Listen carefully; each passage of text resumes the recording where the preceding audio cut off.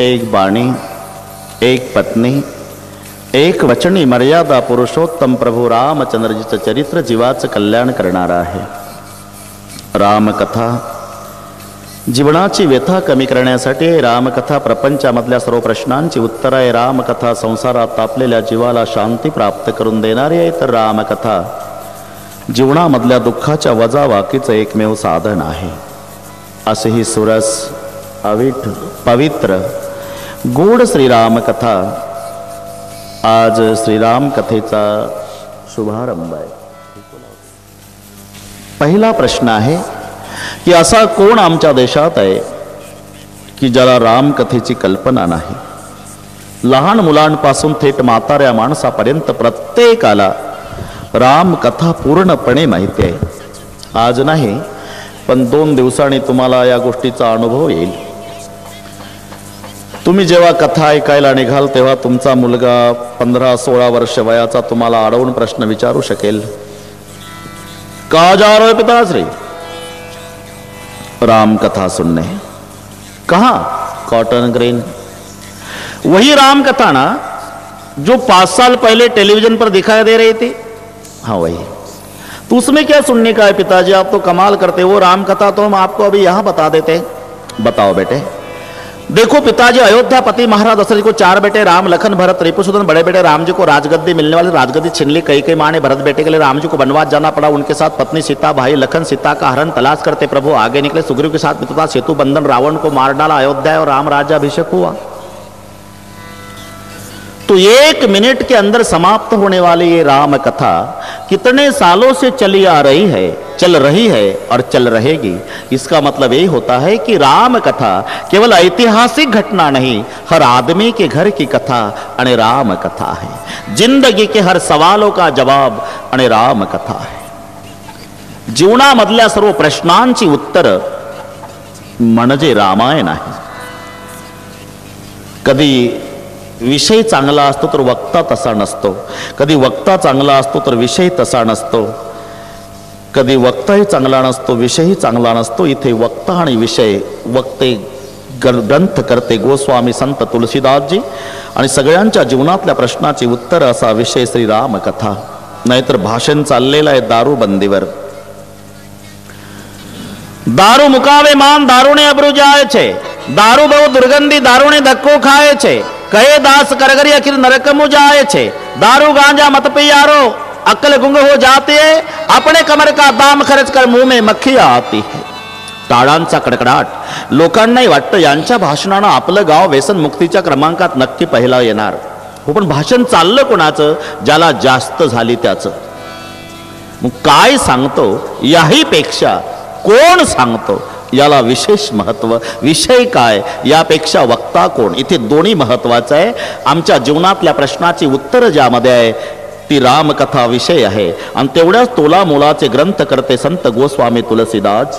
रामायण के अमर प्रणेता, कोमल श्रद्धा सुमन चढ़ाओ. रामायण के अमर प्रणेता, कोमल श्रद्धा सुमन चढ़ाओ. रामायण के अमर प्रणेता, कोमल श्रद्धा सुमन चढ़ाओ. रामायण के अमर प्रणेता, कोमल श्रद्धा सुमन चढ़ाओ. पर्वत के अमर त्याग को, पर्वत के अमर त्याग को प्रीत करो तुम भूल न जाओ. रामायण के अमर प्रणेता, कोमल श्रद्धा सुमन चढ़ाओ. पर्वत माँ की अमर त्याग को, पर्वत माँ की अमर त्याग प्रीत करो तुम भूल न जाओ. रामायण के अमर प्रणेता, कोमल श्रद्धा सुमन चढ़ाओ. रामायण के अमर प्रणेता, कोमल श्रद्धा सुमन चढ़ाओ. रामायण ते तुलसी जबत गतबत करहे मानस की वाणी. रामायण के तुलसी जब तक तब तक रहे मानस की बानी. हर रावण का भविष्य मिटेगा, हर रावण का भविष्य मिटेगा. जब तक सीता कल्याणी जग जब तक सीता कल्याणी रामायण के अमर प्रणेता कोमल श्रद्धा सुमन चढ़ाऊं रामायण के अमर प्रणेता कोमल श्रद्धा सुमन चढ़ाऊं पर्वत मापी अमर त्याग को पर्वत मापी अमर त्याग को प्रीत करो तुम भूल न जाओ रामायण के अमर प्रणेता कोमल श्रद्धा सुमन चढ़ाओ रामायण के अमर प्रणेता कोमल श्रद्धा सुमन चढ़ाऊं। ग्रंथ करते गोस्वामी संत तुलसीदासजी आणि म्हणून या रामायणाला तुलसी रामायण असं एक नाव आहे. दुसरं एक रामचरित मानस. रामचरित मानस का याचं कारण आहे, रामाचं चरित्र योग्य श्रोता मिळेपर्यंत भगवान शिवजींनी आपल्या मनात ठेवलं होतं आणि योग्य श्रोता पार्वती माता लाभल्यावर ते प्रगट केलं आणि म्हणून त्या ग्रंथाला नाव दिलं रामचरित मानस. दुसरी एक कल्पना आहे मानस सरोवराची उपमा, पण मानस सरोवर उपमेला कमी पडतं. कारण मानस सरोवरामध्ये स्नान करायला जावं लागतं, हे मानस भाविकाच्या घरात येतं. एक फरक. दुसरा फरक, मानस सरोवरामध्ये पाणी आहे, इथे सिद्ध संताची वाणी आहे. मानस सरोवरामध्ये संचार करणारे विहार करणारे राजहंस आहे, इथं आनंद उपभोगणारे परमहंस आहे. पुन्हा एक फरक आहे, मानस सरोवरामध्ये पाय घसरला तर बुडण्याची भीती आहे, याच्यात जो बुडाला त्याचा बेडा पार आहे. मग यथार्थ नाव दिलाय रामचरित मानस. कोणताही ग्रंथ प्रारंभ करताना गणेश भगवंताचं नमन करण्याची पद्धत गोस्वामी तुलसीदासजी अपवाद नाही, ते सुद्धा प्रथमतः गणेशाला वंदन करतात, नंतर सरस्वतीला. कोणतंही कार्य निर्विघ्नपणे पार पाडण्याकरता गणरायाचं वंदन केलं जातं. गणपती हा विघ्नहर्ता देव आहे, नाही तर गणपती ज्या घरात आहे तिथे सर्कस आहे. आपण विचार करा, भगवान शंकराचे पुत्र गणराया, मग तिथे वाहनाचा मेळ बसत नाही. महादेवाचं वाहन नंदी बैल आहे, पार्वतीचं वाहन वाघ आहे, गणपतीचं वाहन उंदीर आहे, कार्तिक स्वामीचं वाहन मोर आहे, तर महादेवाच्या गळामध्ये साप आहे. वाहनाचा सुद्धा मेळ बसत नाही. नेहमी पार्वतीचा वाघ महादेवाच्या बैलावर टपलेला, कार्तिक स्वामीचा मोर महादेवाच्या गळ्यातल्या सापावर टपलेला, महादेवाच्या गळ्यातला साप गणपतीच्या उंदरावर टपलेला. वाहनाचा मेळ बसत नाही. एवढंच नाही तर मांडीवर पार्वती आहे, डोक्यावर गंगा आहे, मस्तकात उष्णता आहे तर माथ्यावर शीतलता नाम चंद्र आहे. एवढे विरोधाभासी धर्म घरात असताना घर सुरळीत का चाललं याचं उत्तर रिंग मास्टर गणपती आहे, विघ्नहर्ता गणराया आहे. कोणतंही कार्य निर्विघ्नपणे पार पाडण्याकरता गणपतीचं स्तवन केलं जातं. गणेशाला वंदन, माता सरस्वतीला वंदन, पुढे सीतारामाला वंदन, शिव पार्वतीला वंदन. शिव पार्वतीला वंदन करताना याभ्यां विना न पश्यन्ति सिद्धा स्वांतस्तमेश्वरम श्रद्धा विश्वास रूपिणव भवानी शंकरव वंदे. भगवान शंकराला विश्वास म्हटलेला आहे, तर पार्वती मातेला श्रद्धा. पार्वती श्रद्धा आहे, शंकर विश्वास आहे. शिव पार्वतीला वंदन, राम नामाला वंदन. इतकंच नाही, ज्या अयोध्येत जन्म झाला प्रभूचा त्या अयोध्येला वंदन, अयोध्येतल्या नरनारीला वंदन, शरयू मातेला वंदन, जनकपूरला वंदन, मिथिलापतीला वंदन, सुनैना मातेला वंदन. आता प्रश्न पडला तुलसीदासजीला की अयोध्येमध्ये पहिलं वंदन कोणाला करावं? रामाला. आतून नकार आला म्हणून पात्र निवडलं पहिलं वंदनासाठी कौसल्या माई. बंधू कौसल्या दिसी प्राची, बंधू कौसल्या दिसी प्राची, कीर्ती जासू सकल जग साची, कीर्ती जासू सकल जग साची. बंधू कौसल्या दिसी प्राची, बंधू कौसल्या दिसी प्राची, कीर्ती जासू सकल जग साची, कीर्ती जासू सकल जग साची. प्रगति हुज रघुपति ससिचार, प्रगति हुज रघुपति ससिचार, विश्व सुखद कल कमल तुसारो, विश्व सुखद कल कमल तुसारो. बंधु कौसल्या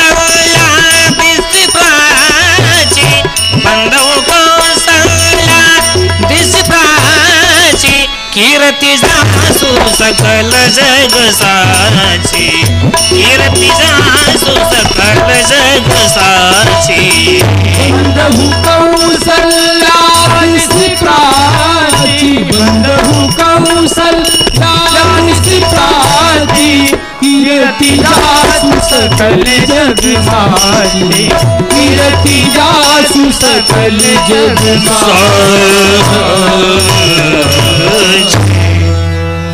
बंधव कौसल्या दिसी प्राची.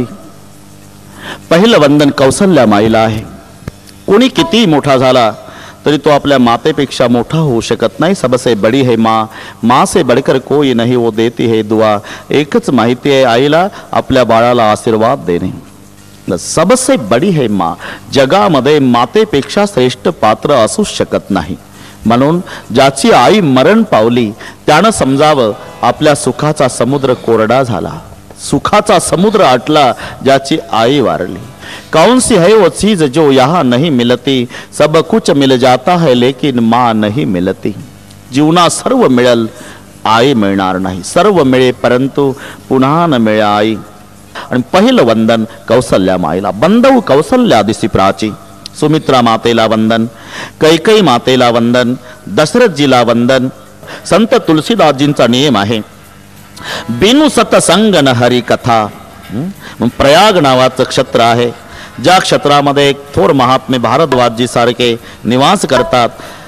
माघ मेळाच्या निमित्ताने अनेक संतांचं येणं जाणं, ज्ञानाचा आदान प्रदान, शास्त्र चर्चा, गंगेमध्ये स्नान आणि शेवट पूर्णाहुतीचा दिवस. एक महात्मे भारद्वाजजीकडे आले असताना भारद्वाजजी आसनावरून उतरतात आणि स्वतः त्या महात्म्याला आसनावर बसवतात. भारद्वाजजी श्रोत्याच्या रूपात खाली बसले आणि आसनावर ज्या महात्म्याला बसवलं त्या महात्म्याचं नाव याज्ञवल्क्यजी आहे. भारद्वाजजी श्रोत्याच्या रूपात खाली बसलेले आहे आणि श्रोत्याच्या रूपातल्या भारद्वाजजीनं अतिविनयानं याज्ञवल्क्यजीला एक विनवणी केली, बाबा कितने दिनों से यहाँ रहता हूँ, शास्त्र की चर्चा, ज्ञान का आदान प्रदान, लेकिन मेरा एक संशय नहीं गया. नाथ एक संशय बडमोरे. हा संशय प्रत्येकाला आहे. नास्तिकालाही संशय आहे, आस्तिकालाही संशय आहे.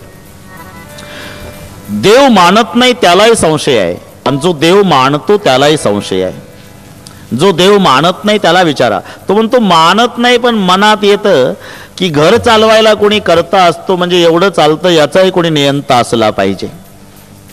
जो देव मानतो त्याला विचारा. तो म्हणतो वडील वारल्यापासून 15 वर्षे देवघरात बसून देवपूजा करतो पण अजून देवानं दर्शन दिलं नाही. कोणास माहित आहे की नाही, बापाची परंपरा चालू आहे. नास्तिकालाही संशय आहे, आस्तिकालाही संशय आहे. दोघही संशयात आहे. राम कथा सूर्यवंशाची कथा आहे. मग सूर्यवंशाच्या कथेला सूर्याची उपमा न देता चंद्र किरणाची उपमा का दिली? त्याचं कारण आहे, साधू संताला भविष्य काळातल्या समाजाची भीती वाटते म्हणून निर्दोष वाङ्मय तयार करण्याचा आटोकाट प्रयत्न साधू संतांचा असतो. जर उपमा सूर्याची दिली असती तर सूर्याच्या बाबतीत प्रिय अप्रिय भाव आहे. नाही तर इथे आमचे सगळे वारकरी सांप्रदायिक मंडळी बसलेली आहे आणि त्यांना हे प्रमाण पाठ आहे. रेड्याच्या मुखातून वेद बोलवला हे प्रमाण झालेलं आहे. रेड्या मुखे वेद बोलविला, गर्व दिगांचा हरविला, रूपे प्रगटला ज्ञानोबा माझा. मग रेड्याच्या मुखातून वेद बोलवला हे नाथ महाराजांचं प्रमाण होऊन गेलेलं आहे. अभंग. पुन्हा काही वर्षानं निळोबा रायाला म्हैसी पुत्रा मुखे बोलवणे श्रुती असं लिहिण्याची गरज काय? याचं कारण भविष्य काळाच्या समाजाची भीती. निळोबा रायाला वाटलं रेड्याच्या मुखातून वेद बोलवला हे खरं असलं तरी पुढे जास्त विद्वान लोक जन्माला येतील आणि त्यांचा वेळ जाणार नाही, तेव्हा फावल्या वेळामध्ये उष्ण्या तंबाखूला उष्णा चुना मळून साधू संतांच्या अभंगावर आक्षेप घेतील. तुम्हाला काय वाटतं? रेडा म्हणजे जनावर? अरे रेडे आडनावाचे कोणी ग्रहस्थ असावे आणि त्यांच्या मुखातून ज्ञानोबानं वेद बोलवला असावा. काढा तंबाखू असं कोणी पुढे भविष्य काळात 2003 साली सुपीक डोकं चालवल म्हणून निळोबा रायाला लिहावं लागलं उष्ण्या तंबाखू आल्या. आडनावाचा रेडा नाही, म्हैसी पुत्रा मुखे, म्हशीचा पुत्र म्हशीचा. तसं याज्ञवल्क्यजीला वाटलं याला उपमा सूर्याची द्यावी तर सूर्याच्या बाबतीत प्रिय अप्रिय भाव आहे. कारण सूर्याचं ऊन थंडीच्या दिवसात 9 वाजता बरं वाटतं आणि दुपारी वैशाख महिन्यात 2 वाजता नकोसं वाटतं. म्हणून रामचरित्राला उपमा सूर्याची द्यावी. तर रामायण श्रावण महिन्यात गोड वाटतं आणि भाद्रपदात डोकं उठतं. ही भानगड नसल्यामुळे उपमा सूर्याची नाही. बरं, रामकथेला उपमा चंद्राची सुद्धा नाही. चंद्राची का उपमा नाही? त्याचं कारण आहे, चंद्राला काळा डाग आहे. तुलसीजींना वाटलं आपण जर चंद्राची उपमा रामकथेला द्यावी तर भविष्य काळातला समाज, बरोबर आहे ना, चंद्राची उपमा आहे ना. मग चंद्राला जसा कलंक आहे तसा रामचरित्रालाही कुठं कलंक असला पाहिजे, म्हणून तो उपमा चंद्राची दिली. असंही कोण डोकं चालवू नये. मग उपमा चंद्र किरणाची आहे. राम कथा शशी किरण समाना, संत चकोर करही जही पाना. संताला चकोर म्हटलेलं आहे आणि रामकथेला चंद्रकिरण म्हटलेलं आहे. चंद्रकिरण अधिक प्रिय वाटतात ते चकोर पक्षाला. इथे संत चकोर आहे, रामकथा चंद्रकिरण आहे. भारद्वाजजी, असा संशय पार्वती आईनं महादेवजीला, जसं तुम्ही मला विचारता तसाच पार्वतीनं महादेवाला विचारला होता आणि महादेवानं जी कथा सांगितली तसाचा तसा संवाद मी तुम्हाला सांगत आहे. लक्षपूर्वक ऐका. एक वेळेला एक बार त्रेता जुग माही, शंभु गए कुंभजर सिपाही. एक बार त्रेता जुग माही, शंभु गए कुंभजर सिपाही. एक बार त्रेता जुग माही, शंभु गए कुंभजर सिपाही. एक बार त्रेता जुग माही, शंभु गए कुंभजर सिपाही. संग सती जग जननी भवानी, पूजे ऋषि अखिलेश्वर जानी. पूजे ऋषि अखिलेश्वर जानी.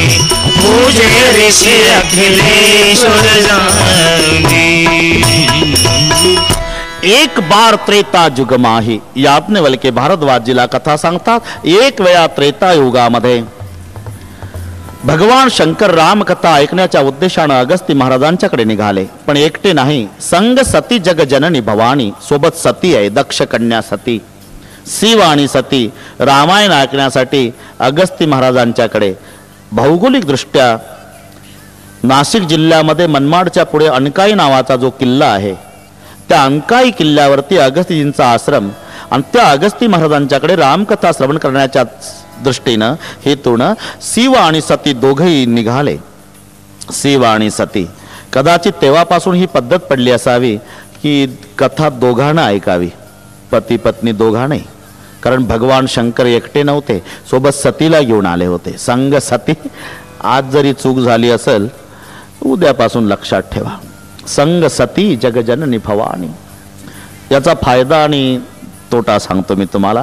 पतीनं जर पुण्य केलं तर पत्नीला अर्ध पुण्य मिळतच, पण पत्नीनं पुण्य केलं पतीला मिळत नाही. पतीनं पाप केलं पत्नीला भोगावं लागत नाही, पण पत्नीनं पाप केलं तर पतीला अर्ध भोगावंच लागतं. लक्षात राहिलं ना. पतीच्या पुण्याईमध्ये पत्नीचा हक्क आहे, पत्नीच्या पुण्याईत पतीचा हक्क नाही. का? तिनं याच्यासाठी त्याग केलेला आहे. किती त्याग? एक अक्षर सोबत आणत नाही लग्न झाल्यावर. तिथे माहेरी पहा,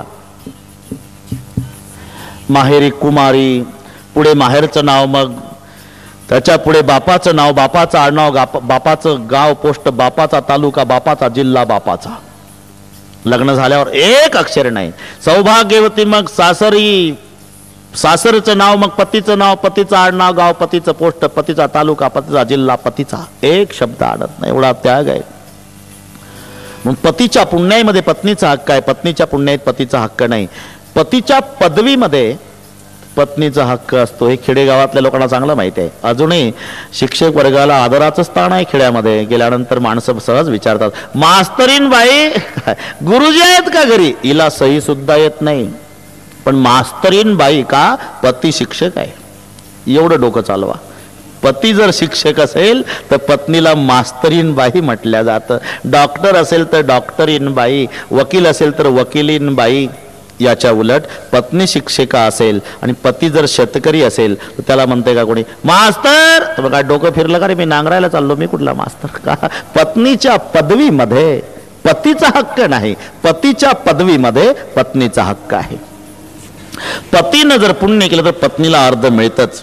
संग सती जगजननी भवानी. संग सती, शिव आणि सती रामकथा श्रवण करण्याच्या उद्देशानं आणि जेव्हा अगस्ती महाराजांच्याकडे येतात, अगस्तीजींच्या आनंदाला पारावार नाही. अगस्तीजीनं जेव्हा नमस्कार केला, नमस्कार जेव्हा अगस्तीजी करतात त्यावेळी सतीनं अर्थ लावला की केवढं घाबरलं, ज्याच्याकडे आम्ही कथा ऐकायला लागलो तो वक्ताच पाया पडायला लागला, काय कथा सांगणार आहे. पण शिवजीला वाटलं केवढी नम्रता आहे, ज्याच्याकडे कथा ऐकायला आलो तो वक्ताच नम्र झाला, केवढी नम्रता वक्त्यात आहे. तसं नमस्काराची कृती एक आहे अगस्तीजींची, पण दोघांचे अर्थ दोन आहे. शिवजीला वाटलं केवढी नम्रता, वक्ता नमस्कार करायला लागला. सतीला वाटलं हे आताच लागलं पाया पडायला, काय कथा सांगणार आहे. असे दोघांना दोन अर्थ लावले. कथा श्रवणाला बसले, कथा लक्षपूर्वक ऐकली महादेवजीनं, सतीनं ऐकली नाही. आणि मग कथा श्रवणानंतर दोघेही निघाले असताना त्रेतायुगातली घटना. जात असताना मनमाडच्या जवळ जो अंकाई किल्ला, तिथून येतात कैलासाकडे जायला, म्हणजे नाशिक परिसर, म्हणजे दंडकारण्याचा भाग. सीतामाई चोरी लागली, त्रेतायुगातली घटना. राम प्रभू शोधत शोधत फिरत होते, लक्ष्मणजी रडत होते, भैया रोना नहीं, कुछ दिनों के बाद भाभी मिल जाएगी, भैया रोना नहीं, लक्ष्मण समुझाए बहु भांति, पूछे चल तात रूपाती, हे खग मृग हे मधुकर श्रेणी, तुम देखी सीता मृग नहीं प्रभूजी. आणि त्याच रस्त्यानं शिव आणि सती कथा ऐकून जातात. शिवजीला वाटलं काय योग आहे, ज्याची कथा आपण ऐकली ते माझं इष्टदेव श्रीराम दर्शन द्यायला पुढं आलं. पण जाऊन दर्शन घ्यावं तर आपल्यासोबत विद्वान बापाची मुलगी आपली पत्नी आहे. कारण सतीच्या बापाचं नाव दक्ष. दक्ष का मतलब आहे चतुरता. विद्वान बाप की बेटी, हिथंही डोकं चालवल की झालं आता आमचाही बुवा बिघडला. ते बायकोसाठी रडतं, त्याला हे देव समजून पाया पडतं. म्हणून महादेवाला पाया मोठे मोठे नापात झाले, इथं नाही पाया पडता आलं. पुढे गेल्यानंतर खूप दूर गेल्यावर अष्टसात्विक भाव आवरता आले नाही. नेत्रातून अश्रू वाहू लागले, रंग रोमांचित झालं, कंठ दाटून आला. महादेवाचे हात जोडल्या गेले आणि पाहून मुखातून शब्द निघाले, सच्चिदानंद गण परमात्मा आपकी जय हो, जय हो, जय हो. सतीने विचारलं, प्रभु 3-3 बार सच्चिदानंद घन परमात्मा आपकी जय हो, जय हो, जय हो 3-3 बार कहते हो, कौन थे. सती, जासु कथा कुंभदर्शी गाई, भगति जासु मैं मुनी सुनाई, सोई मम इष्ट देव रघुवीरा. आपण ज्याची कथा ऐकली अगस्ती महाराजांच्याकडे ते माझं इष्ट देव श्रीराम होतं. राम, हाँ. अगस्ती महाराज तो प्रवचन बताते थे राम ब्रह्म है. हाँ, अगर राम ब्रह्म है तो ब्रह्म को वियोग कैसा, और वियोगी ब्रह्म कैसे. उसको मालूम नहीं कि मेरी पत्नी कौन चुरा कर ले गया, वो अज्ञान के भांति ढूंढ रहा है ब्रह्म को. वियोग कैसा, वियोगी ब्रह्म कैसे. जो तुम्हारे मन अति संदेव तो की न जाय परीक्षा लेव. महादेवजी म्हणतात, सती जर तुला संशय आहे जात का नाही परीक्षा घ्यायला. आणि तुम्ही, मी तोपर्यंत वटवृक्षाच्या सावलीत बसतो. महादेवजी बसले आणि सती परीक्षा घ्यायच्या उद्देशानं निघाली. पण सतीने विचार केला आता माध्यम काय वापरावं, म्हणून सती सीता झाली. कारण काही काही गोष्टी किती झाकण्याचा प्रयत्न करा तरी प्रगट झाल्याशिवाय राहत नाही. अशा बऱ्याच गोष्टी. तारों के तेजों में चांद छुपे नहीं, सूर्य छुपे नहीं, बादल छायो, ऋण पड़े थे बिरस छुपे नहीं, तारा छुपे नहीं, मांगन आयो, चंचल नारी के नैन छुपे नहीं, प्रीत छुपे नहीं, पीठ दिखायो. कवि गंग कहे सुन शाह अकबर, कवि गंग कहे सुन शाह अकबर, कर्म छुपे नहीं बहुत लगायो, कर्म छुपे नहीं बहुत लगायो. तारों के तेजों में चांद छुपे नहीं, सूर्य छुपे नहीं, बादल छायो, ऋण पड़े थे रजपुर छुपे नहीं, तारा छुपे नहीं, मांगन आयो, चंचल नारी के नैन छुपे नहीं, पीठ छुपे नहीं, पीठ दिखायो. तारों के तेजों में चांद छुपे नहीं, किती तारे चकाकले तरी चंद्र लपत नाही, मेघांची फळी आकाशात दाटली तरी सूर्यप्रकाश लपत नाही, रीड पडे ते रजपूत छुपे नहीं, दाता छुपे नहीं, मांगन आयो. कितीही नाटक केला तरी सतीला ओळखलं राम प्रभूने. मेरे पिता शंकर कहाँ है. सती भयभीत झाली, डोळे मिटले, पुन्हा उघडले. बघितलं तिथे राम नाही, लक्ष्मण नाही. पुन्हा डोळे लावले, पुन्हा उघडले, राम लक्ष्मण सीता बसलेले. पुन्हा डोळे मिटले, पुन्हा उघडले, राम सीता सिंहासनावर आहे तर 33 कोटी देवता सेवा करतात. पुन्हा डोळे मिटले, आता तिथे कोणी नाही. म्हणून भयभीत झालेली सती महादेवजीकडे यायला निघाली. इकडे महादेवजी अंतर्यामी, त्यांनी विचार केला की माझी माता सती सीता होऊन गेली, आता हिच्यासोबत पत्नीत्वाचा संबंध ठेवणं जगातल्या भक्तीच्या नात्याला कलंक आहे. सती जेव्हा जवळ आली तेव्हा महादेवजी म्हणतायत, सच कहो लीन परीक्षा कवन विधी कहो सत्य सब बात. सत्य कहो, सत्य शब्दावर जोर दिला महादेवजीने. का? त्यांना माहिती होतं ही खोटं बोलणार आहे. सच कहो कैसी परीक्षा ली, धडधडीत खोटं बोलली. कछुन परीक्षा लीन गुसाई, किन प्रणाम तुमरे नाही. परीक्षा वगैरे काही घेतली नाही. फरक एवढाच आहे, तुम्ही दुरून नमस्कार केला आणि मी जवळ जाऊन नमस्कार केला. धडधडीत खोटं, आपल्या सौभाग्याजवळ खोटं बोलली. मग महादेवजी निघाले. अंतर्यामी महादेवाला सगळे कळलं होतं ही माझी माता सीता होऊन गेलेली आहे, हिच्यासोबत पत्नीत्वाचा संबंध ठेवणं जगातल्या भक्तीच्या नात्याला कलंक आहे. म्हणून मनोमन प्रतिज्ञा केली, या देहात असेपर्यंत हिच्यासोबत मी पत्नीचा संबंध ठेवणार नाही. आकाशवाणी झाली, धन्य हो शिवजी, आप जैसी प्रतिज्ञा करने वाला दुनिया में दूसरा कोई नहीं है. आकाशवाणीचे शब्द ऐकल्यावर सती म्हणाली, अशी कोणती प्रतिज्ञा तुम्ही केली तर आकाशवाणी झाली? महादेवाला वाटलं विविध हिला आताच सांगावं, तुझा त्याग केला तर हिला दुःख होईल. विविध इतिहासातल्या गोष्टी सांगत सांगत शिव आणि सती दोघं कैलासापर्यंत आले. कैलास पर्वतावर डाव्या भागाला जे नेहमीच सतीचं आसन होतं ते स्वतः महादेवाने उचललं आणि पुढे मांडलं. सांगितलं, सती अब सामने बैठो. सतीनं ओळखलं, डाव्या भागाला बसण्याचा माझा अधिकार संपला. माझ्या पतिदेवानं माझा पत्नीत्वाचा त्याग केला, कृतीतून त्याग. मग पुढे सती महादेवजी बसले, समाधी लागली. बरेच हजार वर्ष समाधीस्थ आहे भगवान शिवजी. इतक्यात एक घटना घडली. दक्ष महाराजांना प्रजापती पद प्राप्त झालं. पद पद आणि मद हे शब्द जवळजवळचे आहे.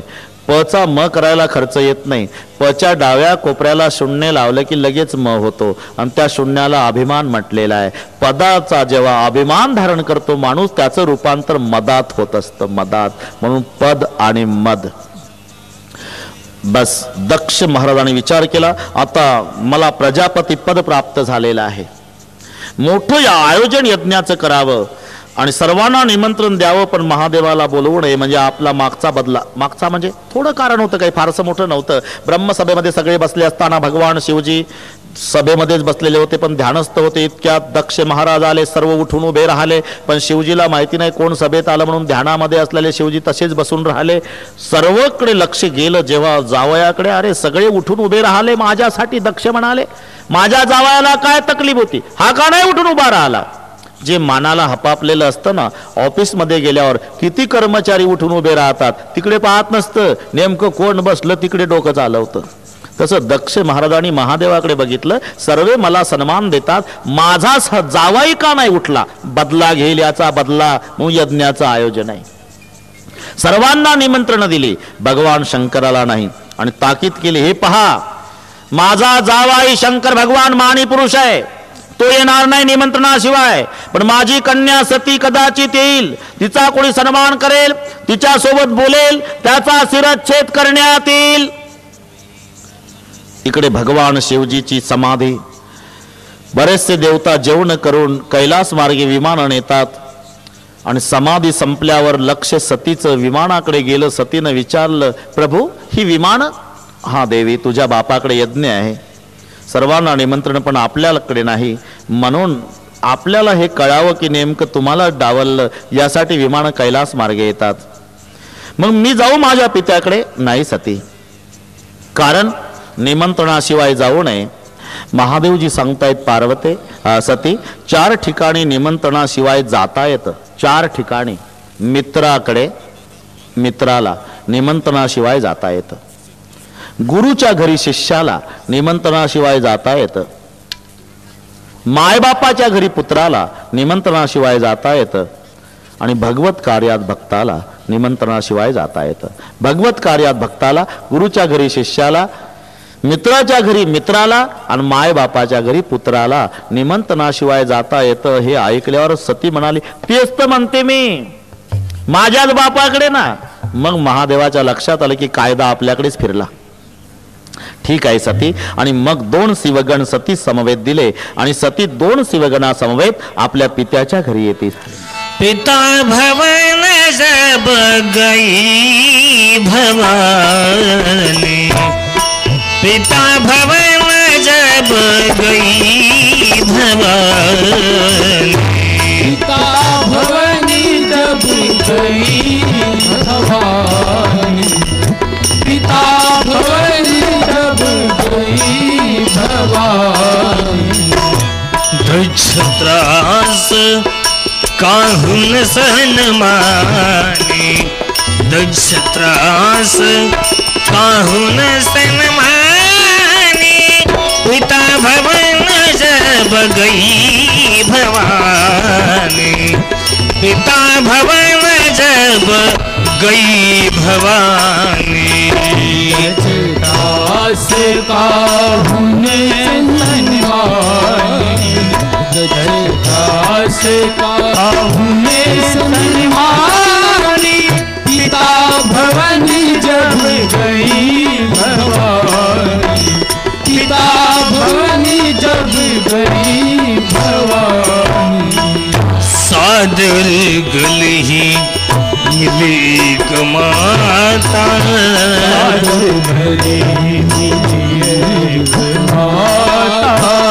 भगिनी मिली बहुत मुस्काता,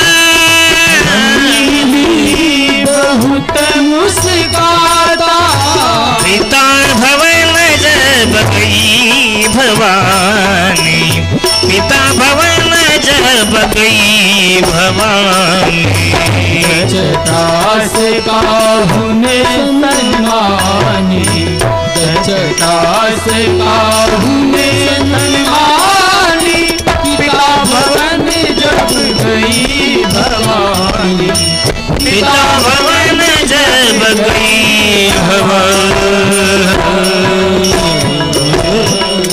2 शिवगणा समवेत सती आपल्या पित्याकडे येती झाली. पिता भवन जब गई भवानी, दक्ष त्रास काहुन सन्मानी, सादर भले मिले एक माता. इकडे दक्षाची सक्त ताकीद होती, खबरदार, माझा जावाई माणी पुरुष शंकर भगवान येणार नाही, पण माझी सती येण्याची दाट शक्यता आहे. सती यज्ञ मंडपात येईल, तिचा जो सन्मान करेल, तिच्यासोबत जो कोणी बोलेल त्याचा शिरच्छेद करण्यात येईल. दक्ष त्रास काहुन सन्मानी. आणि म्हणून सतीचा कोणी सन्मान करीत नव्हतं. भगिनी मिली बहुत मुस्काता. सतीच्या बहिणी सतीला भेटल्या पण उपेक्षात्मक बुद्धीने विचारू लागल्या. श्रीमंत घराण्यातल्या सगळ्या बहिणी सतीला विचारते. एक बहीण पुढे आली, सती काय दे, तुझ्या पतीने काय घर बिल बांधलं का? अजून तिथंच राहतं जिथं माणसं विनाकारण गर्दी करत नाही तिथं. तर महादेवाचा निवास तिथं आहे. कुठे? जिथे माणसं विनाकारण गर्दी करत नसतात तिथे. स्मशाने श्वाकरी डासमर हरपिशाच्या सहचर. लाजली सती. दुसरी पुढे आली, सती काय ताई, ते पाणी पडायचं थांबलं का तुझ्या पतीच्या डोक्यावरचं का अजून पडतंयच पाणी? तिसरी पुढे आली, सती काय ताई, काही कपडे बिपडे घालतो का तुझा पती अजून पहिल्यासारखाच फिरतो? चौथी पुढे आले, सती काय ताई, काय लॉकेट बिकेट केले का अजून मेल्या माणसाचे मुंडकेच गळ्यात घालून फिरतो? पाचवी पुढे आली, सती काय ताई, कोणत्या कंपनीचं पावडर लावतो तुझा पती? भगिनी मिली बहुत मुस्काता, पण सादर भली मिली एक माता. आई आहे शेवटी. आई घाबरली नाही, कडकडून बिलगली. दक्षाची सक्त ताकीद होती, जो सन्मान करेल त्याचा शिरच्छेद करण्यात येईल. पण आई आहे. प्रेम म्हटलं की त्याला म्हटलं जातं प्रेम जिथं भय नाही. हे सूत्र लक्षात घ्या. आणि भय असेल तर समजा ते प्रेम नाही, नाटक आहे प्रेमाचा. प्रेम आणि भय या दोन गोष्टी एकत्रित येऊ शकत नाही. मग प्रेम, निर्भय प्रेम जगात एकच पात्र करू शकतं, तिला माता म्हणतात. म्हणून पतिव्रते सीता शास्त्रात गीता आणि प्रेमात माता. एकच पात्र जगात आहे माता, जिच्या प्रेमात भय नाही. तुमचे काहीचे अनुभव असतील. डॉक्टर साहेब घाईघाई बोलवून घेतात, पाटील बाहेर या, बाहेर या पाटील, इकडे बाहेर या. काय अवघड आहे, वेळ कमी आहे, एक तर बाळ जगल नाही तर बाळाची आई जगल, बोला काय करू. डॉक्टर साहेब बाळ मेलं तरी चालल, माझी मंडळी जगवा. बाप. पण त्याही वेळेला डॉक्टर आत जातात आणि त्या माऊलीला विचारतात, मावशी काय करू मी, कुठून डॉक्टर झालो, मला काही कळत नाही, कोण धर्मसंकट आहे, मला दोन पैकी एकच जगवू शकतो, मावशी सांगा काय करू. तुम्हाला जगायचं असेल तर बाळाचे तुकडे करून काढावे लागतात, बाळ पाहिजे असेल तर तुम्हाला प्राणास मुकावं लागतं, बोला दोन पैकी एक, वेळ कमी आहे. माझं ऐकाल का साहेब, तुम्ही सांगा तर मावशी, माझं ऐकाल. अहो सांगा तर. मी माझ्या पांडुरंगाची शपथ घेऊन सांगते डॉक्टर साहेब, मी मेली तरी चालेल, माझ्या कुळाचा दिवा जगवा. याला म्हणतात माय जिच्या प्रेमात भय नाही. सादर मेली भली एक माता.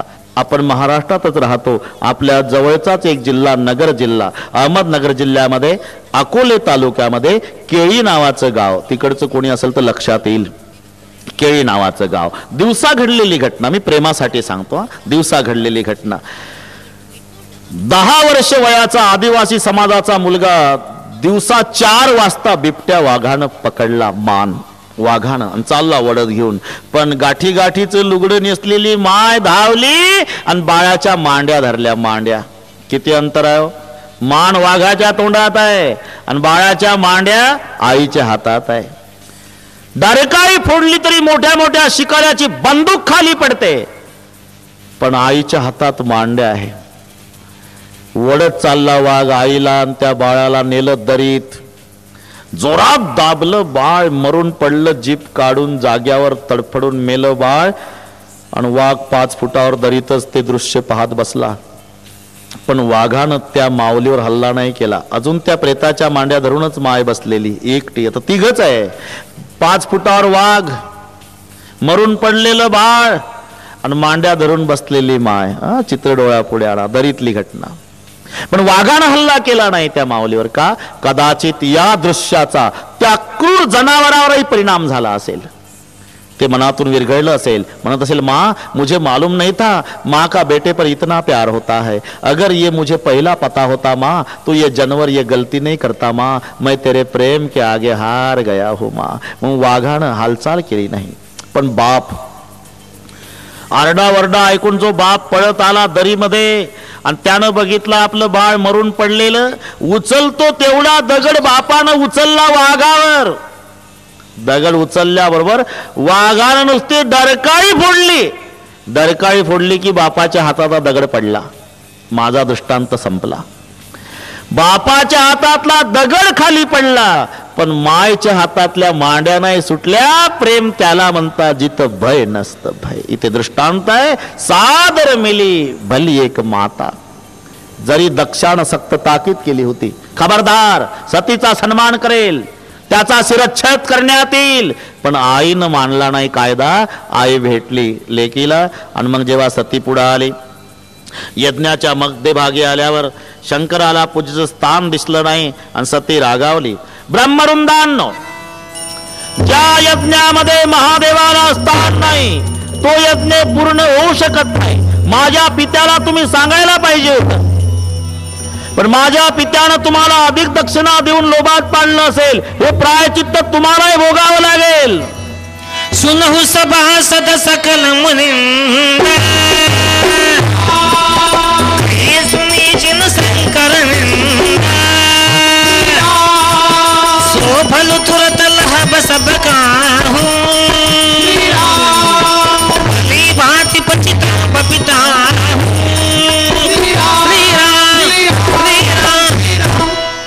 सुनौ सभासद सकल मुनिंदा, सो फल तुरत लहब सब काहू, भली भाती पचिताऊ पिताहू. आणि पुढे जेव्हा सती आली, जो माझा पिता भगवान शंकराला मानत नाही त्याच्यापासून झालेला देहही मी ठेवणार नाही. आणि म्हणून सतीनं तजी हो तुरत देह ते हेतू उर धरी चंद्र मौली वश केतू असं काही जोग अगणित तनुजारा. भयव सकल मखहाकारा, सती जळून भस्म झाली. पण सतीची एक वासना होती, मरताना जन्मोजन्मी शंकरपती मिळावे. तुलसीजी कहते वासना पुनर्जन्म का कारण होता है. जन्म घेणे लागे वासनेच्या संगे. मग तीच सती पुढच्या जन्मी मैना माता आणि हिमालयाच्या पोटी जन्माला आली. तिचं नाव पार्वती. हिमालयाकडे एक महात्मा आलेले, नारायण. बस यावरून कळलं तुम्हाला कोण आले. नारदजी आले. नारदाला हिमालयाने बसायला आसन दिलं आणि आसन दिल्यानंतर पार्वतीला बोलवून घेतलं. सांगितलं, नारदजी माझ्या मुलीचं भविष्य सांगा. नारदाने भविष्य सांगायला सुरुवात केली. नारद म्हणतात, हिमालया शैल सुलक्षण सुता तुम्हारी, अतिशय सुलक्षणी कन्या आहे हिमालया. हिचं नामचिंतन करणाऱ्या महिला सुद्धा पतिधर्माचं पालन करतील. ही साक्षात जगन्माता तुमच्या पोटी जन्माला आली. अतिशय सुलक्षणी कन्या आहे. अतिशय सुलक्षणी म्हणजे 4-2 गुण वाईट आहे हिमालया. वाईट म्हणजे हिला जो पती मिळणार आहे. मग तर कान टवकारले मावे बापानं जावयाचं वर्णन ऐकायला. हा सांगा नारदा, त्याचं काळीवर शेत नाही, पांढरीवर घर नाही, त्याचा कोणी वैरी नाही, त्याला कोणी मित्र नाही, त्याला बहीण नाही, त्याला भाऊ नाही, त्याला माय नाही, त्याला बाप नाही, त्याच्या अंगावर कपडा नाही, जोगी जटिल अकाम नग्न मंगल वेश. कोण्या मायबापाला हे वर्णन ऐकावं वाटल जावयाचं? काळीवर शेत नाही, पांढरीवर घर नाही, त्याचं कोणी बहीण भाऊ नाही, त्याला मित्र नाही, कोणी शत्रू नाही, बहीण भाऊ नाही, माय बाप नाही, त्याच्या अंगावर कपडा नाही, जोगी जटिल अकाम नग्न मंगल वेश. अस स्वामी यही क मिलई परहस्त शिरेश. हे वर्णन ऐकताना हिमालय म्हणाले, अहो एकुलती एक मुलगी आहे, थोडी दक्षिणा वाढून घ्या बाबा, पण जरा चांगलं सांगा. ये कोई जब की बातें नहीं हिमालय, परहस्त शिरेक. हे वर्णन ऐकताना हिमालय मैनेच्या डोळ्यात अश्रू आले दुःखाचे, पण पार्वतीच्या डोळ्यात आनंदाचे. का? पार्वतीनं विचार केला की हे वर्णन महादेवाला जुळतं, म्हणजे या जन्मी मला भगवान शंकर पती मिळतील. नारदजी जातात, पण जाताना सांगतात हिला तपश्चर्या करावी लागेल. असं सांगून नारदजी निघून गेले. आणि मग पार्वती माता दुसऱ्या दिवशी पित्याची परवानगी घेऊन तपश्चर्या करण्याच्या हेतून अरण्यात दिलेली आहे. घनघोर खडतर तपश्चर्या पार्वती आईनं केली. संवत सहत मूल फल खाए, सागु खाई सत वर्ष गवाए, कछुदिन भोजन बारी बतासा के, कठिन कछुदिन उपवासा, बेल पाती मही पर्व सुखाई, तिनि सहत संवत सोई खाई, पुनि परिहार सुकाणी उपरणा, उमई नाम तव भय अपरणा.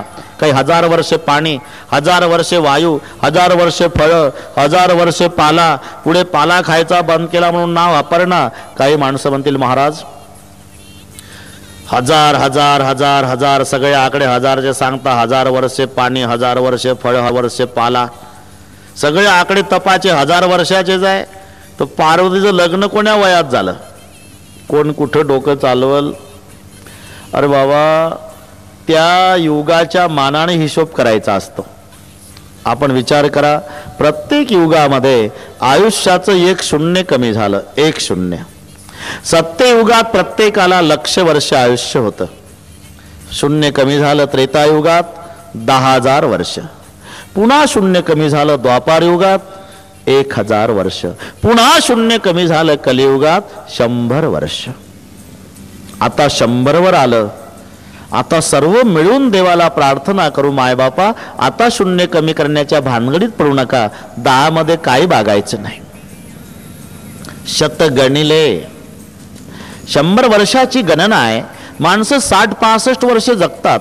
मग 60-65 वर्षे वयाच्या आयुष्य मर्यादेमध्ये छातीला हात लावून सांगतो माणूस, पठ्ठ्यानं 10 वर्ष तप केलं, पटतं की नाही? मग 60 वर्षे वयवालं मर्यादा आपली मनुष्य जन्माची. आता 60 वर्षाची, 65 वर्षाची, 100 म्हणायची आहे नुसतं. त्याच्यात 10 वर्ष तप केल्याचं जर पटतं तर 1,00,000 वर्ष आयुष्यामध्ये 2-4 हजार वर्षे पार्वती तपास गेले, तुमचं माझं काय जातं? हिशोब त्या मानाने बघायचा. खडतर तपश्चर्या पार्वती आईची. आता कथा बदल करतात. इकडे महादेव भगवान शिवजी सती जळून भस्म झाल्याचं कळाल्यापासून बैरागी झाले. बस कुठे ध्यान करतात, कुठे नामचिंतन करतात, कुठे एकांतात बसतात. एक दिवस रामभद्र आलेले आहे. रामभद्रजींनी महादेवजीला नमस्कार केला. बस विवाह करो भगवान शिवजी, विवाह करो. हाथ जोड़ले. नहीं रामभद्र जी, एक बार देख लिया संसार, दोबारा नहीं देखने का. शहाणी माणसं पुन्हा पुन्हा घोड्यावर बसण्याच्या भानगडीत पडत नाही. एक बार संसार देख लिया, दोबारा नहीं देखने का. मेरी आज्ञा है. ठीक है, अगर तुम्हारी आज्ञा है तो मैं तुम्हारी आज्ञा सर पे रखता हूं रामभद्र जी. सर पे मत रखो शिव जी. क्यों?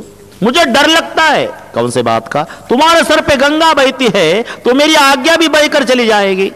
तो क्या करूं? हृदय में रखो. धन्यवाद, मैं हृदय में रखता हूं, करूंगा शादी. वचन दिलं. रामभद्र निघून जातात.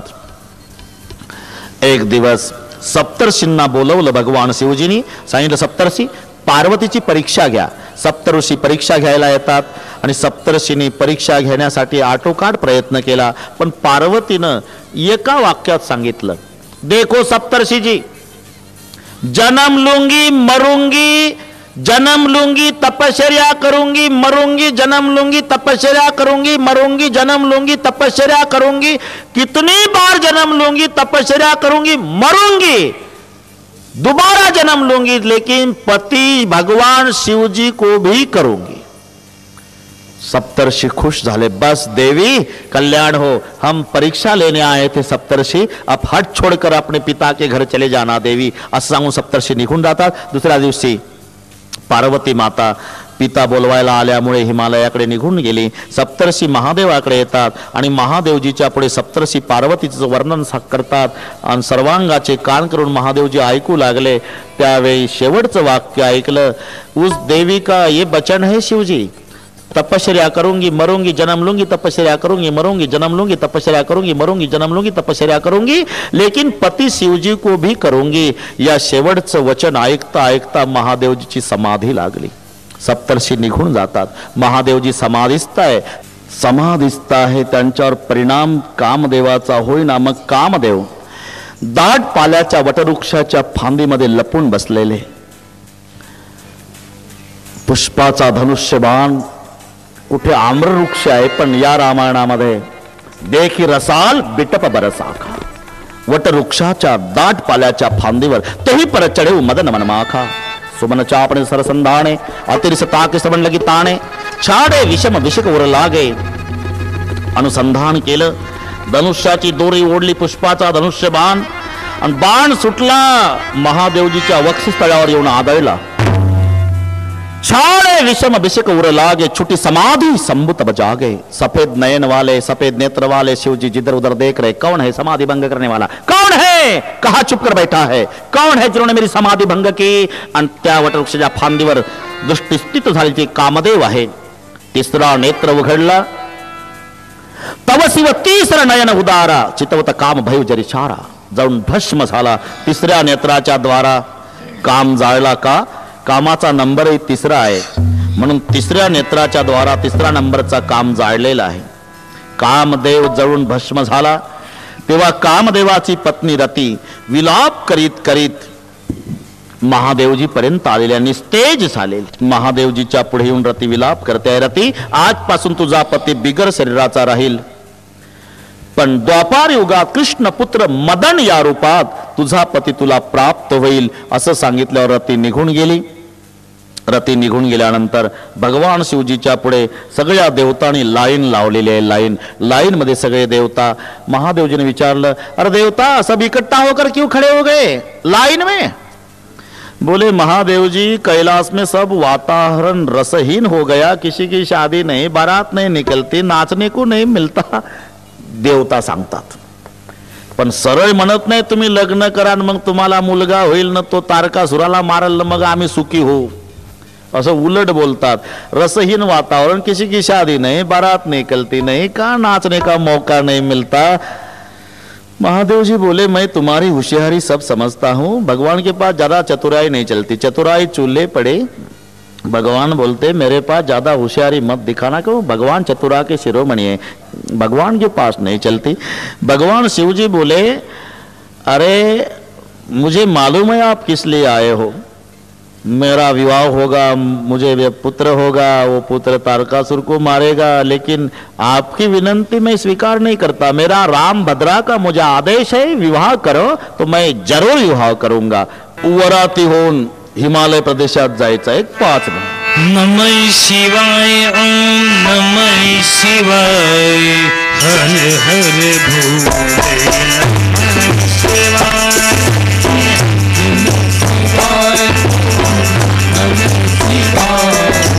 हर हर भोले नमः शिवाय शिवाय शिवाय हर हर भोले शिवाय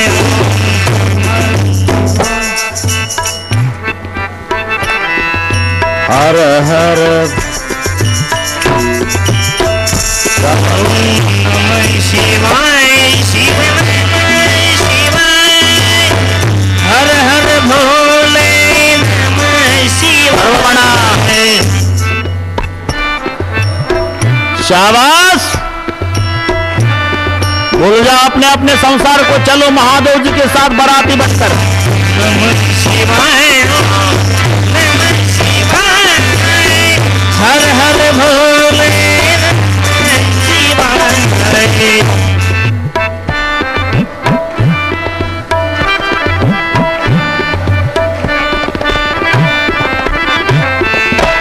नमः शिवाय ओम नमः शिवाय नमः शिवाय ओम। सब जन गाओ।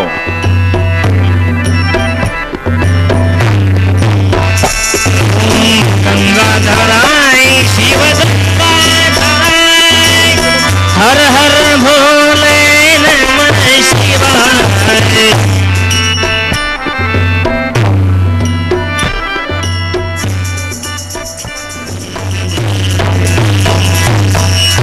जय घोष करीत सर्व समाज, सर्वात पुढे देवतांचा समूह हिमालय प्रदेशातले सर्व स्वागतासाठी तत्पर आहे।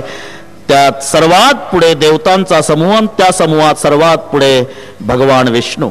भगवान विष्णू परमात्म्याला बघितलं सगळ्या हिमालयाच्या प्रदेशातल्या लोकांनी विचारलं, आप दुल्हे राजा? विष्णू भगवान बोले नहीं, मैं दुल्हा नहीं बराती हूं।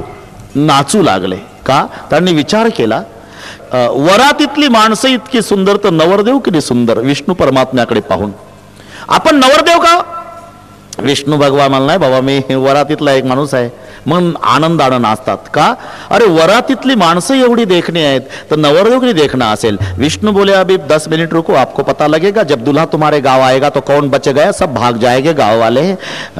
यांचं स्वागत झालं आणि मग जेव्हा जयघोष करीत भगवान शंकराचा सगळ्या समाज भूतवेताळाच्या समवेत आला, सगळ्यात पुढे लहान लेकरं होती, लहान लेकरं। त्या मुलांनी बघितलं आणि आपापल्या घरी जाऊन सांगतात, पिताजी माताजी दरवाजा बंद करो मां, जिन्होंने ज्यादा पुण्य किया होगा वही बचेगा। वो दूल्हा नहीं यमराज आया अपने गांव में, यमराज दूल्हा नहीं मां, ज्यादा पुण्य किया वही बचेगा मां। लहान लेकर शुद्ध अंतकरणाचे असतात, जे खरं आहे ते सांगतात। घर घर बात असी लरी न कही। आपापल्या घरी जाऊन आपापल्या मायबापाला सांगितलं, पिताजी अब बस अंदर से ताला बंद करो, माँ दरवाजा बंद करो, बस बाहर मत जाओ। दूल्हा नहीं यमराज आया अपने गांव में, जिन्होंने ज्यादा पुण्य किया होगा वही बचेगा। माँ मत जाओ, बाहर मत जाओ। जेव्हा सगळे पळून गेले तेव्हा भगवान शंकर नवरदेवाच्या स्वरूपात शृंगीला विचारतात, शृंगी जी मालिक, इस गांव में ये रिवाज है क्या? क्या जिस गांव में हम जाते हैं, प्रदेश में जाते हैं तो सब गांव वाले भाग जाते हैं? ये रिवाज पहले नहीं था मालिक, ये तुम्हारे कदमों का प्रभाव है। म्हणजे तुम्हाला सांगितलं सापाचं काय काम लग्नात, तर तेही गळ्यात घालून चालला, लोक घाबरून पळतात। इतक्या सासूबाई पुढे आल्या। सासूबाई, महादेवाची सासू कोण? मैना माता। हातात आरती, आणि आरती ओवाळण्यासाठी सासू पुढे आली आणि आरतीचा हात गळ्यापर्यंत पोहोचल्यावर आरती सहित सासू खाली पडली। खाली पडल्यावर महादेवाने विचारलं, शृंगी ये कोण आहे? तुमच्या सासूबाई। काय झालं? असंच होतंय महाराज, म्हणजे गळ्यापर्यंत गळ्यापर्यंत हात आला तिचा, तुमच्या सासूबाईचा, आणि गळ्यात साप जिवंत बघितला आणि तिला धक्का बसला. माझ्या जावयाच्या गळ्यात रात्रंदिवस जिवंत साप, तर माझ्या लेकीचं कसं होईल? म्हणून सासूला मूर्छा आली महाराज. अरे मला माझ्या सासूची दया येते शृंगी. का? सापाला काळ म्हणतात. काळ. जिचा जावाई काळाला गळ्यात घालून फिरतो तिच्या कुंकवाला धोका नाही. काळाला गळ्यात घालतो तो महादेव, काळाच्या फणावर नाचतो श्रीकृष्ण, आणि काळ्यावर झोपतो तो श्री विष्णू. जिचा जावाई काळाला गळ्यात घालून फिरतो 24 तास, तिच्या मुलीच्या कुंकवाला धोका नाही. तरी सासूला असं वाटावं. दुसरा एक भाव आहे, आरती खाली पडली का? बरेच दिवस मैना मातेनं आरती सजवलेली होती, सोन्याची आरती, सोन्याच्या फुलवाती. माझा जावाई भगवान शंकर कैलासपती आहे म्हणे, मी त्यांना सोन्याच्या आरतीनं ओवाळणार आहे. पण जेव्हा आरतीचा हात वर गेला सासूचा आणि महादेवाच्या डोक्यावर चंद्र बघितला, मैना मातेला वाटलं जिथं माझ्या जावयाला रात्रंदिवस चंद्र ओवाळतो तिथं डालड्याची फुलवात काय कामाची. लाजून आरती पडली. एक भाव. सासूबाईला आत नेण्यात आलं. मग सगळीकडे शांतता पसरली. आता अख्ख्या हिमालय प्रदेशात एकच चर्चा. कोणाबद्दल? तो आला पाहिजे रे, तो विण्यावाला, तो चिपळ्यावाला बुवा, तो शेंडी हालून भजन करतो की नाही, तो आला पाहिजे. त्यानं बघितलं हा नवरदेव, तो आला पाहिजे. अख्ख्या हिमालय प्रदेशात एकच चर्चा, तो बुवा आला पाहिजे, त्यानं जुळवलं हे लग्न. हा नवरदेव बैलवाला, त्यानं बघितला.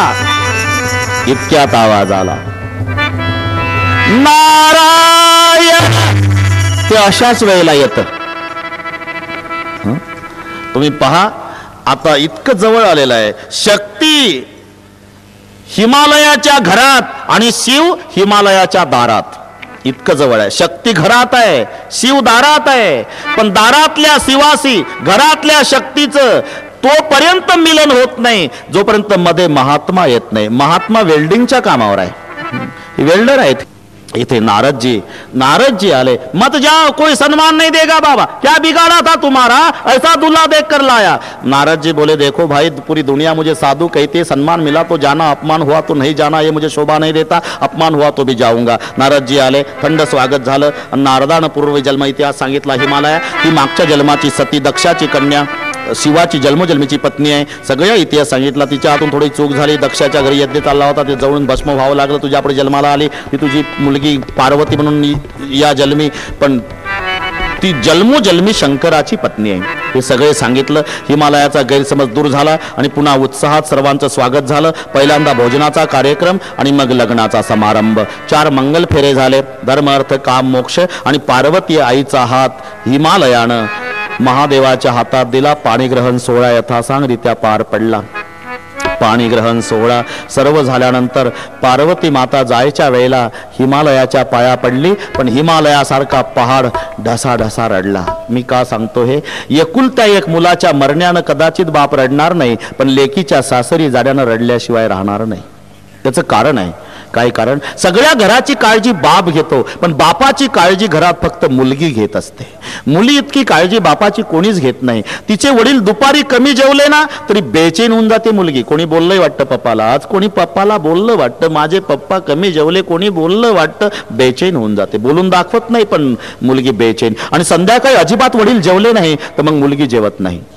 सगळ्या घराला झोपू देते, मध्यरात्र होऊ देते. चोर पावलानं बापाच्या खोलीत जाते, कॉटवर बसते, तोंडावरचं पांघरून काढते, आणि जशी माय लेकराच्या तोंडावरून हात फिरवते तशी मुलगी झोपेत बापाच्या तोंडावरून बापाला जाग येते. रडू लागतो बाप. बेटा, माझी आई मेली तेव्हा मी 6 महिन्याचा होतो. मला लोक सांगतात तू मला अशा कृतीनं माझ्या आईची आठवण करून देतेस. कशाला आलीस बेटा? परीक्षा आहे, जा अभ्यास कर. नापास होईल बाबा मी. काय झालं बेटा? दुपारी कमी जेवले तुम्ही, आता अजिबात नाही जेवले बाबा. कोणी बोललं का तुम्हाला? कोण नाही बोललं बेटा. माझी आई बोलली असेल बाबा तर तिचं मनावर घेऊ नका. कोण नाही बोललं बेटा. मग काय बरं नाही का बाबा? औषध देऊ का बाबा? डोकं दाबून देऊ का बाबा? गोळ्या देऊ का बाबा? चहा करून देऊ का? काही खायला करून देऊ का बाबा? कपडे मळले धुवून देऊ का बाबा? अख्ख्या घराची काळजी बाबा. पण बाबाची काळजी मुलगी घेत असते. तुम्हाला काय वाटतं? मुलगी घर सोडते तेव्हा माहेर सोडून सासरी जाताना रडत असते. ती स्वतःसाठी नाही, समजून घ्या. म्हाताऱ्या आजीजवळ, म्हाताऱ्या आजोबाजवळ, स्वतःच्या आईजवळ, मोठ्या भावाजवळ, धाकट्या भावाजवळ, प्रत्येकाजवळ मुलगी रडते माहेर सोडताना. ते फक्त बापासाठी रडते. सूक्ष्म चिंतन करा. बापासाठी. आजीनं सांभाळलेलं असते. सुरकुत्या पडलेली आजी, दोरीनं चष्मा बांधलेली, पांढरे केस झालेली आजी, जेव्हा वधूच्या पोशाखामध्ये ती मुलगी पाया पडते, आजी येते ग, आणि मग पोटसी घेते, आजी रडू लागते. सुखी राय बेटा, माझी नको काळजी करू आजी, माझी नको काळजी करू, माझ्या बाबांना सांभाळ. आजोबाच्या पाया पडेल, आजोबा मी चालली, आजोबा सुखी राय बेटा, माझ्या बाबांकडे लक्ष द्या आजोबा. मग आईच्या पाया पडते, आई किती वेळा माझ्या बापाला टाकून बोलले आयुष्यभर, पण माझा बाप फिरून तुला शब्दाने बोलला नाही. मी समजूत काढत असे तुझी, आता तुझी समजूत काढायला कोण नाही. आई माझी शपथ आहे, आजपासून माझ्या बापाला दुखी करत जाऊ नको. धाकट्या भावाच्या गळ्याला बिलगून रडते, भैया केवढे कष्ट करतात रे आपले बाबा, तरी वाटेल तसा त्रास द्यायचा, आजपासून त्रास देऊ नको. मोठ्या भावाच्या चरणी माथा विनम्र करते, रडते, दादा तू घरातला करताय, तुझ्यावर जबाबदारी आहे. आता बाबांचं खरं नाही, एक अटॅक येऊन गेला, औषधाची गोळ्याची काळजी घेत जा, मी निघाले. बस कन्या जब घर छोड़ती तो केवल अपने बाप की भलाई चाहती है. कण्वासारखा मुनी रडला शकुंतलेसाठी, जनकासारखा विदेही राजा रडला सीतेसाठी, हिमालयासारखा पहाड रडतो आज पार्वतीसाठी. सामान्य माणसं रडतात, यात काय नवला. एरवी पुरुष रडला तर माणसं नावं ठेवतील, बांगड्या भरणा. मर्दासारखा मर्द रडतो अशी नावं ठेवतात माणसं. पण एक प्रसंग असा आहे, कितीही पाषाण हृदयी बाप असू द्या, पण गळ्याला बिलकते जेव्हा मुलगी माहेर सोडताना, तेव्हा बाप ढसा ढसा रडतो. आज हिमालय रडतोय पार्वती मातेच्या जाण्यानं, मैना माता रडते. मजल दर मजल करीत पार्वती आणि भगवान शिवजी कैलासावरती येतात. समयोपरांत 2 पुत्राचा जन्म झाला, एक कार्तिक स्वामी आणि एक गणेश. कार्तिक स्वामीच्या द्वारा तारकासुराचा वध झाला. असे काही दिवस गेले. एक दिवस अति प्रसन्न वदन महादेवजी, अति प्रसन्न वदन. आणि मग पार्वतीला वाटलं हीच विचारण्याची संधी आहे, पत्नीनं पतीला केव्हा काम सांगावं याचंही उत्तर रामायणात आहे. इतकंच कशाला, पतीनं पत्नी कशी सांभाळावी याचं सुद्धा उत्तर रामायणात. प्रभु क्या देवी, मुझे गत जन्म की याद है, मैं आपकी पत्नी दक्ष कन्या, मेरा नाम सती था. आपके साथ राम कथा सुनने के लिए अगस्त जी के आश्रम में आए थे. अगस्त जी की सरलता का मैंने गलत अर्थ लगाया, करा ध्यान से नहीं सुनी, आपका कहना नहीं माना. मेरे पिता के आगे चल रहा था, दोबारा जाना पड़ा. मेरा जन्म हिमालय की गोद में, मेरा सद्भाग्य, इस जन्म में आप पति मिले. लेकिन एक जन्म लिया प्रभु तो भी संशय नहीं गया. लेकिन पहले जन्म में मैं आपके साथ वाद करती थी, अब संवाद. वाद वेगळा, संवाद वेगळा. दोघात चालतो त्याला संवाद म्हणतात. आणि अनेकात होतो तो, आलं लक्षात, अनेकात होतो तो वाद, आणि दोघात चालतो तो संवाद. कौरव पांडवांचं बोलणं हा वाद आहे, कृष्ण अर्जुनाचं बोलणं संवाद आहे. मग गीतेचे शेवटचे शब्द पहा, श्रीकृष्णार्जुन संवाद आहे. ज्याच्यात काही निष्पन्न असू शकत नाही त्याला वाद म्हणतात. मैं पहले जन्म में आपके साथ वाद करती थी प्रभु, अब संवाद करती हूँ. पहले सवाल पूछती थी परीक्षा वृत्ति से, अब जिज्ञासा वृत्ति से. पूछो देवी, आप कहते थे कि राम ब्रह्म, अभी भी कहता हूँ. उस राजकुमार की बचपन की कथा कहो, यज्ञोपवीत संस्कार की कथा कहो, बाद में सीता स्वयंवर की कथा कहो, वनगमन की कथा कहो, दशरथ मरण की कथा कहो, अहिल्या उद्धार की कथा कहो, जटायु मरण की कथा कहो, शबरी उद्धार की कथा कहो, वाली वध की, सुग्रीव मित्रता की कथा, सेतु बंधन की, रामेश्वर लिंग की कथा, रावण वध की कथा कहो. बाद में अयोध्या है तो राम राज्याभिषेक हुआ वो भी कहो, भक्ति ज्ञान वैराग्य के बारे में कहो, आपको अनुकूल लगे तो भगवान स्वधाम कैसे गए वो भी कहो, और मेरी पूछने में कुछ गलती हो गई तो वो भी कहो. महादेव जी हंसने लगे, अरे देवी तूने तो सवाल करते करते मुझे पूरा रामायण बता दिया है. धन्य धन्य गिरिराज कुमारी, तुम समान नहीं को उपकारी. मैं आपको जरूर कथा सुनाता हूँ देवी, लेकिन आज तो 9 बजे है ना, कल बराबर शाम 6 बजे आना देवी. आज की कथा यहाँ विश्राम लेती है. अतिशय सुंदर कथा. म्हणून आमच्या देशाचं हे वैशिष्ट्य आहे. 2 ऋषी, 2 महात्मे, 2 साधू, 2 संत एकत्रित आल्यावर ग्रंथाचा जन्म होईल त्यांच्या चर्चेतून. यात नवल नाही.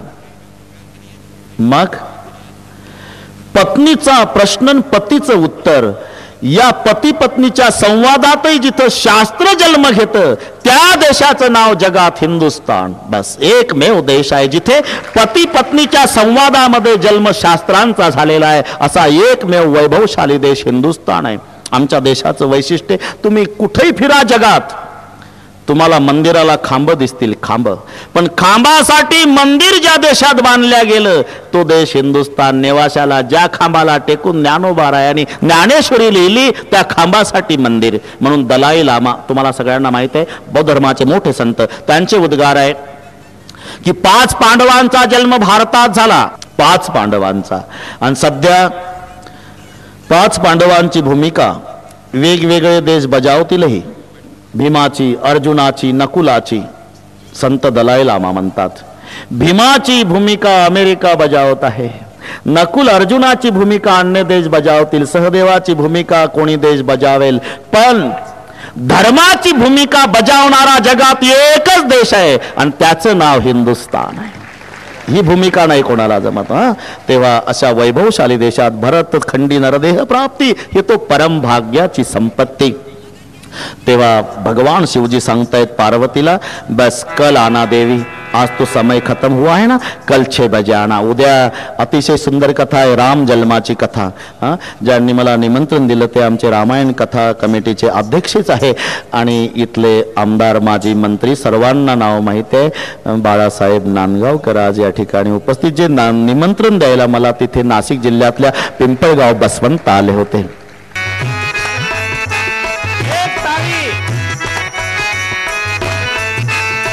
चिल्लर नाही ठोक,